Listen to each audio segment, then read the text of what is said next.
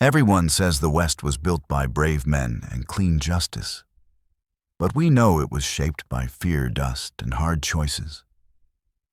Today is the story of Cole Barrett, a man who found a broken soul on a lonely prairie, where scars became strength. Out in the wide-open plains, everything began with one small act of mercy that changed more than a single life. Before we kick off this adventure, don't forget to hit like on the video and let us know in the comments where you're watching from.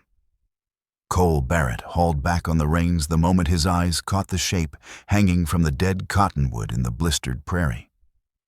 A young Apache woman dangled upside down the rope, biting hard into her ankles, thrown over a pale, lifeless limb.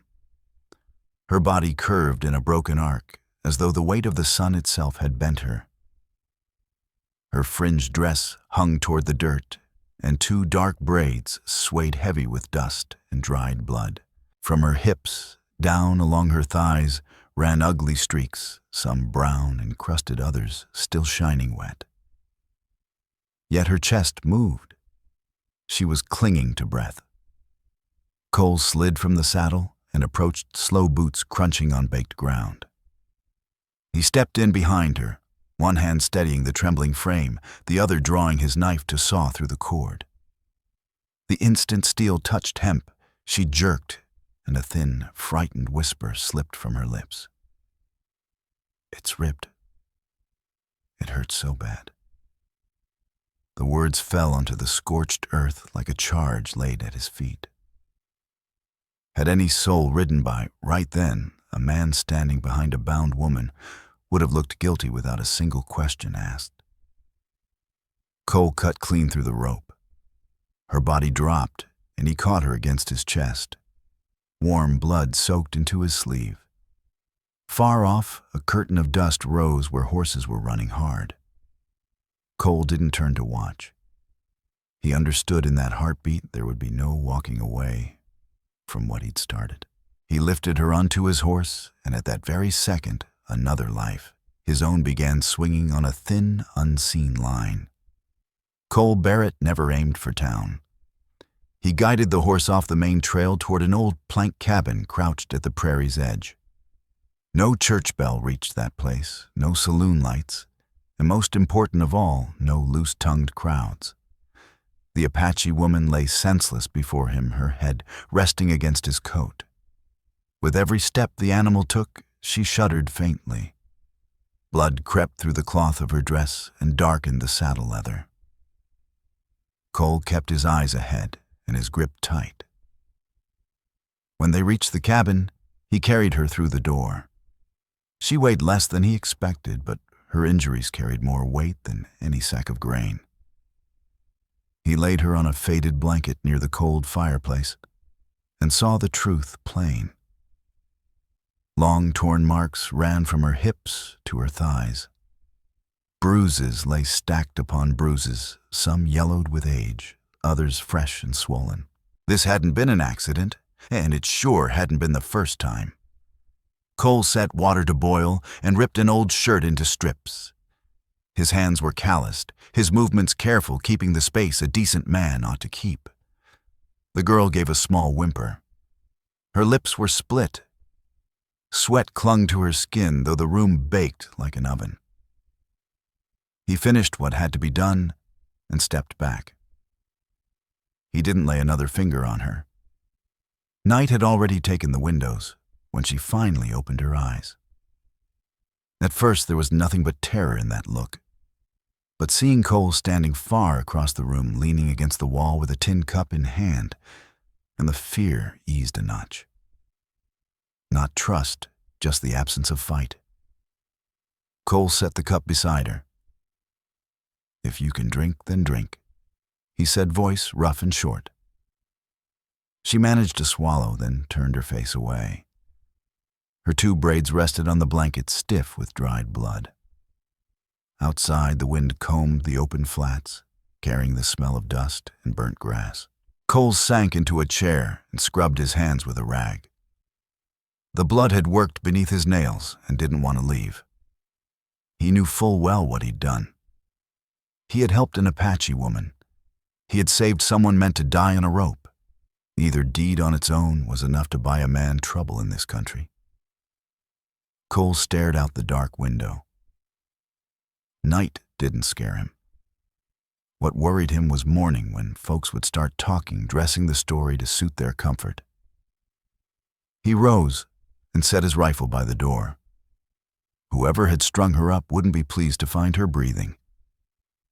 And if they learned she was here, the quiet life Cole had guarded for years would scatter like dry leaves in a storm. The blood had crept beneath Cole Barrett's nails, dark and stubborn, refusing to scrub away.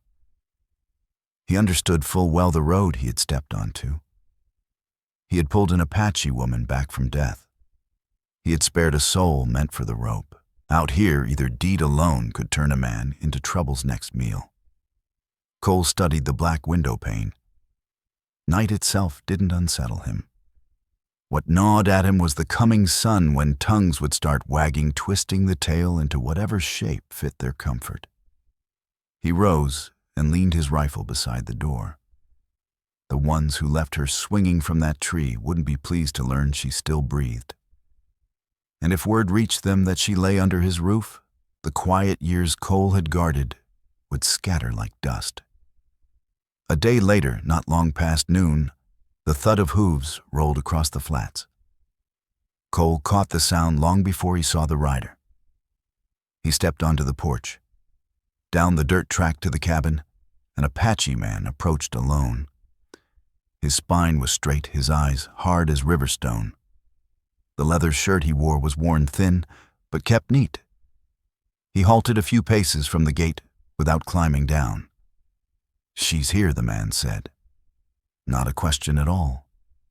Cole gave a slow nod. "She's hurt bad." The stranger held Cole's gaze, then let it drift toward the cabin door. The look wasn't seeking. It was staking a claim. "I'm her stepfather," he said. "The one in charge of her." Cole kept his mouth shut. He'd crossed paths with enough men claiming charge to know what it usually hid. The man swung off his horse and took a step toward the door, stopping when Cole moved in his path. They stood close enough to feel each other breathe. "How did you find her?" the stepfather asked. "Strung from a tree," Cole answered. "Upside down." The man's face never shifted. No shock, no anger, as if he'd heard the picture before. "And what were you doing behind her?" he pressed. Cutting the rope, Cole met his stare. "So she wouldn't snap her neck." Silence stretched between them. Then the stepfather turned his head toward the road, running to town. "Folks saw," he said. "They saw a man standing behind a tied woman. They heard her cry out." Cole understood at once. The story had already ridden ahead of him. Inside the cabin, Ayanna stirred. She tried to rise, but pain shoved her back down.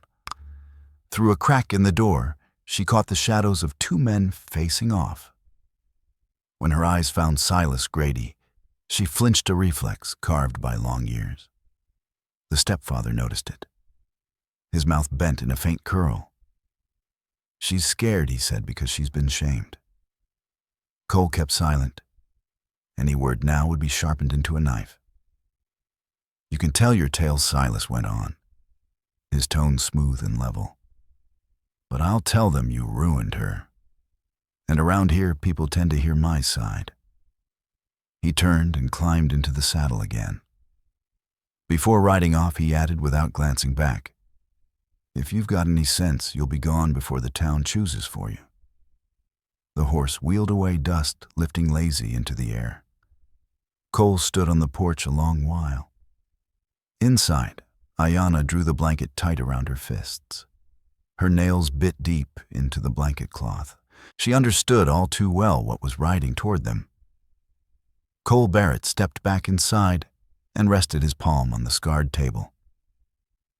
"He'll return," he said in a low voice. "And he won't ride alone." Outside, the dirt trail lay bare and silent. Yet the tail had already saddled up and was racing for town faster than any horse. Late that afternoon, Amos Reed finally came. He was the lone man around stubborn enough not to swallow the first story tossed his way. Thin gray at the temples, carrying an old leather bag, his eyes carried the weight of too many wrongs seen in this country. Cole opened the door without a word and moved aside. The doctor knelt beside the blanket. Ayanna lay turned to the wall. When he eased the hem of her dress, she flinched, fingers clawing at the floorboards. No scream left her throat. She only gripped harder, like someone long trained to suffer without sound. Amos paused, then went on more gently. The wounds were ragged, not clean, not born of one moment. Some were half-mended. Others were swollen and raw. From her hips down her thighs ran the signs of repeated punishment. Not a mishap, not a burst of temper. Amos looked up at Cole. Cole gave a small nod. He needed no lecture. He sought no pardon. "She'll pull through," the doctor said, "but not if they drag her away." Outside, the wind rose, hammering dust against the dry boards. Amos gathered his tools and stood. At the doorway, he lingered. "They'll question me," he said softly. "They hold the reins in this land." Cole understood. Out here, truth never speaks on its own. A man has to lend it a voice. When the doctor was gone, the cabin sank into quiet again. Ayanna turned her face toward Cole. Her eyes didn't plead. There was only a calm question there. "Will you leave me behind?" Cole eased into the old chair and set his rough hands on his knees. "I won't speak in your place," he said, "but I won't give you to them." She studied him a long while, then she nodded slow, like someone taught to believe deeds, not words. Far-off hooves began to thunder. Not a single rider many. Cole rose and took the rifle from the wall. He knew the rope once used on her was now drawing toward him, not made of hemp, but of stairs, rumors, and the hunger of a crowd. And when that noose tightened, it would be his neck in danger. They reached the cabin as dusk bled out. Too many horses for simple talk halted beyond the sagging gate. Torch flames danced along the fence, throwing crooked shadows over the split earth. Cole stood on the porch with a rifle across his arms. Cole Barrett had seen enough years to understand one hard truth. Right then, the rifle wasn't the most dangerous thing on that porch. Silas Grady stepped ahead. This time, he didn't ride alone. Behind him stood several townsmen, Hank Dobbs, the shopkeeper Lyle Mercer, the horse trader, and a fellow who'd once shared a bottle with Cole seasons back. "We've come for the girl," Silas said, "and we aim to have a talk with you." "Nothing to talk about," Cole answered. One man edged forward. In his hands lay a fresh coil of rope, still carrying the sharp smell of hemp, just trying to keep things from getting ugly. He said, "We don't want blood." Cole studied the rope, then the faces above it. Not one man dropped his eyes. Yet none looked at him as another man either. They watched him like a loose nail needing hammering. Inside the cabin, Ayanna heard their voices. She tried to rise, pain slicing from her thighs to her back, forcing her to clutch the wall. When she cracked the door and peered out, she saw the rope the same sort that had held her on the tree. A shiver took her, not from fear of dying, but from knowing the hurt was about to come again. This time meant for someone else. Silas turned and looked at her. His gaze held no heat, only the chill of a man used to choosing fates. "She needs to come home." He spoke louder so all could hear, "and this old fellow has questions to answer," a voice from the crowd echoed. That's right. Another joined in, and agreement spread quicker than any truth.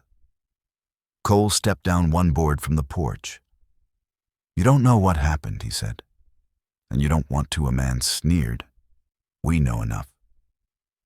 The rope was laid on the dirt. It rested there quiet, waiting for work.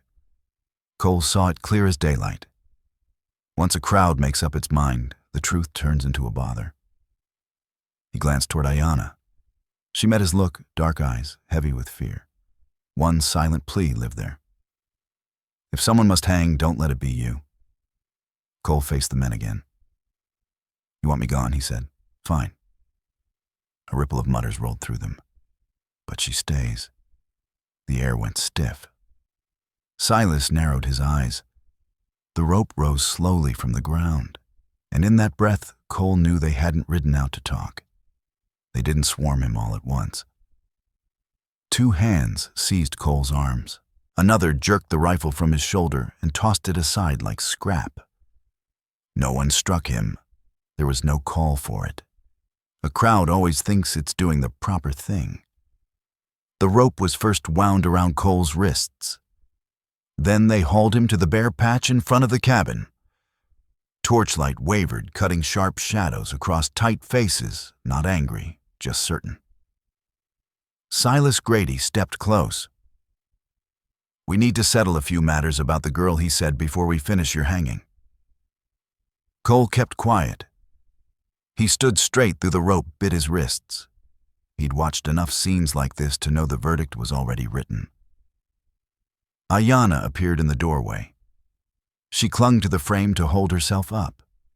Each step tore pain from her thighs to her back.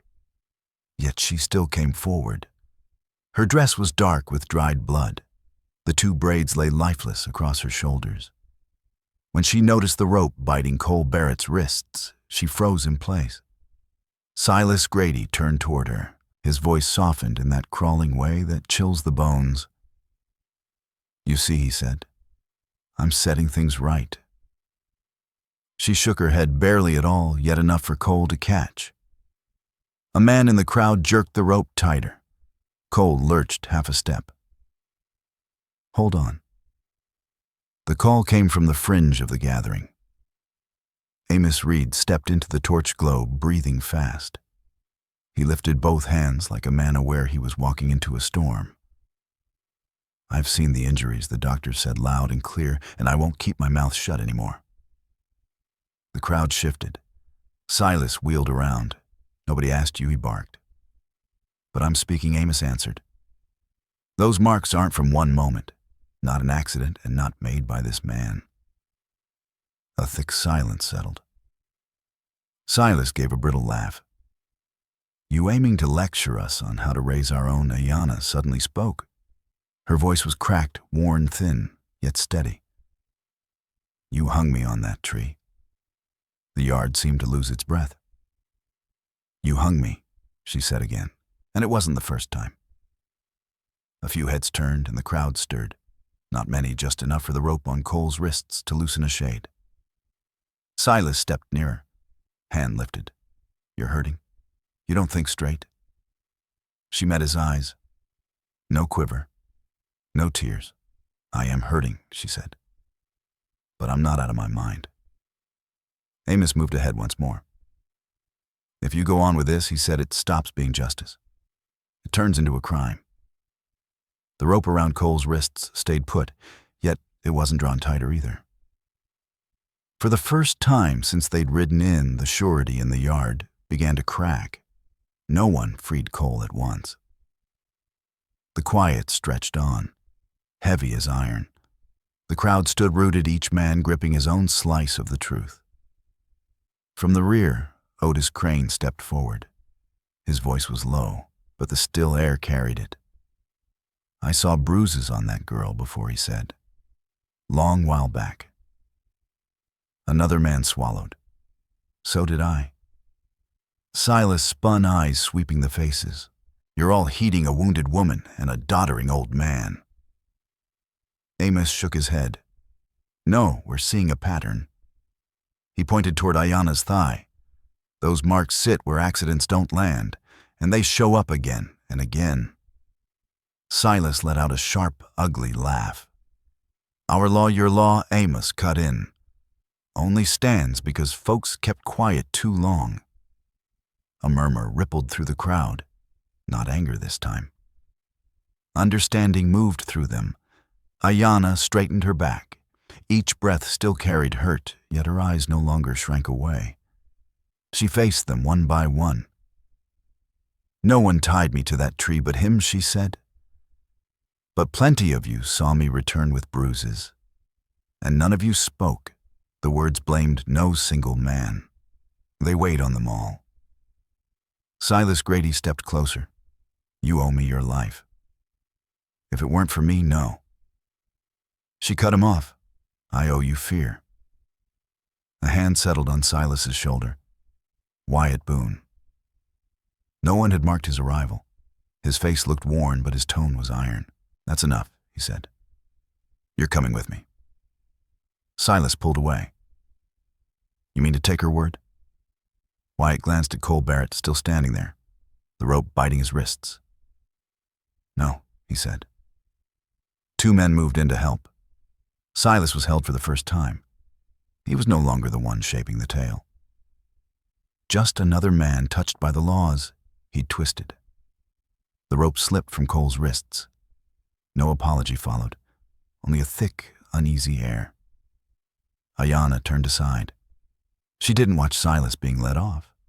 She didn't look at the crowd either. Cole rubbed his wrists. The marks remained. He saw it clear and painful. The truth had won, yet no one was paid back for the cost. Come morning, the wind blew thin and dry. The prairie lay quiet, as though no rope, no torches, no bitter words had stained the night before. Cole Barrett rose at first light. He gathered little two-worn shirts, a knife, the rifle that had ridden with him for years. The cabin felt bare sooner than he figured. Only the smell of old smoke and a faint trace of blood scrubbed from the boards lingered. Ayana stood in the doorway, leaning on the frame. Her wound still ached, yet she kept herself tall. Her braids were tied neat. Her eyes rested calm. "They won't be back," Cole said, like he was speaking of the weather. She nodded. "But I can't stay either." Cole didn't ask her road.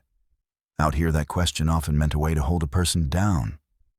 He handed her a water skin and then a small blade. "You owe nothing," he said. She studied him a long while. Then she nodded. Respect needed no speech. As she stepped off the porch, the early sun caught the fringe of her dress. Her walk was slow but sure. She paused and looked back. "If you hadn't stopped that night," she said, "I'd be in the ground." Cole shook his head. "If I'd ridden on," he answered, "so would I." They stood quiet a moment more. Then she turned and headed for the track through the burnt grass. No hand waved, no voice called her name. Cole shut the cabin door for the last time. Cole Barrett swung into the saddle and pointed his horse the other way. He never turned his head. There was no need. As the sun climbed, the prairie returned to its patient labor, wiping away tracks, stealing the smell of blood, dressing the ground as if nothing had ever crossed it. Yet some things refuse to disappear. They only find another place to live. One man had chosen not to ride past. One woman had chosen not to lower her eyes. No prize waited for either of them, but both still breathed, and they understood the reason plain enough. There are times when doing the decent thing can strip a person bare, while shutting our eyes to wrong slowly takes far more.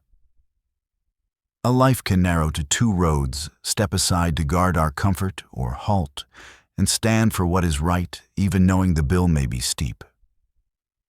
No law orders a soul to be brave, yet there are matters that, if we ignore them, leave us strangers to ourselves. Mercy in the real world carries a price. It can bring scorn, loneliness, even a brush with death. But the cost of looking away from evil runs deeper, chewing at a man bit by bit until he can't recall the face he once wore. This tale makes no promise that the right path pays in gold. It offers something plainer. Choosing the decent road is what keeps a person upright when everything else crumbles. When the crowd turns its back, when truth is bent crooked, when no hand rests on our shoulder, the only anchor is the choice we made. Sometimes living through it isn't a triumph. It is merely finding the grit to walk on, bearing the scars, not hiding them, not wishing we had shut our eyes. And maybe for a fellow who's seen more years than he cares to count, the finest comfort isn't praise, but sitting quiet at dusk, drawing one easy breath and knowing he didn't sell himself cheap. The land they walked was shaped by hard soil and harder choices, and by the toll both demand. From it come small lessons about kindness, courage, and love, things that still carry weight even now. Finally, let me send my deep thanks to you. Thank you for giving your time to this story. Some journeys shape us, and we hope this one left a mark on your heart.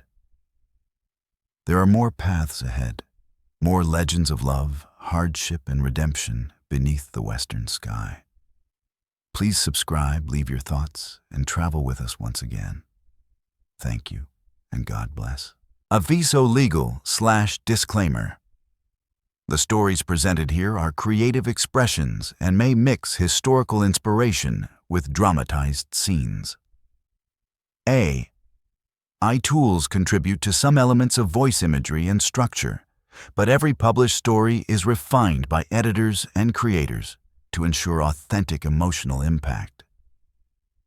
We honor YouTube's policies and do not generate deceptive likenesses or artificial depictions of real people. All audiovisual components are legally licensed. Any use, redistribution, or alteration of this content must be granted through written consent. Your presence here means a lot. Thank you for supporting artistic storytelling.